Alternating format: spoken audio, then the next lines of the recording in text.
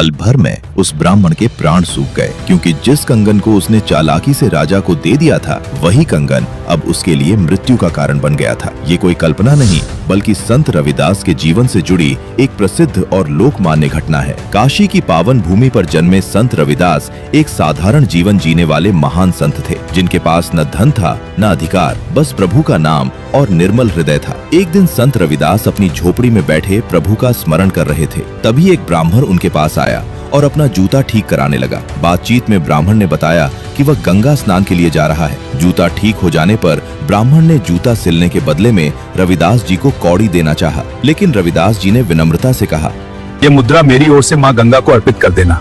इसके बदले में गंगा मैया कुछ भी देंगी तो मुझे देना। ब्राह्मण गंगा तट पहुंचा, स्नान किया और जैसे ही बोला, हे माँ गंगे, संत रविदास की भेंट स्वीकार करें, तभी गंगा की लहरों से एक दिव्य हाथ प्रकट हुआ, जिसने मुद्रा ले ली और बदले में एक स्वर्ण कंगन ब्राह्मण को दे दिया। ब्राह्मण आश्चर्य से भर गया। वो कंगन लेकर रविदास जी को देने के लिए जाने लगा, लेकिन रास्ते में उसके मन में लालच जाग उठा और बोला, रविदास को क्या पता चलेगा, अगर मैं यह कंगन को राजा को भेंट कर दूंगा तो वह बदले में उपहार देंगे। फिर वो कंगन को लेकर राजमहल की ओर चल पड़ा। राजा ने वो कंगन लिया और रानी को दे दिया। रानी प्रसन्न तो हुई, लेकिन बोली, ऐसा ही एक और कंगन चाहिए।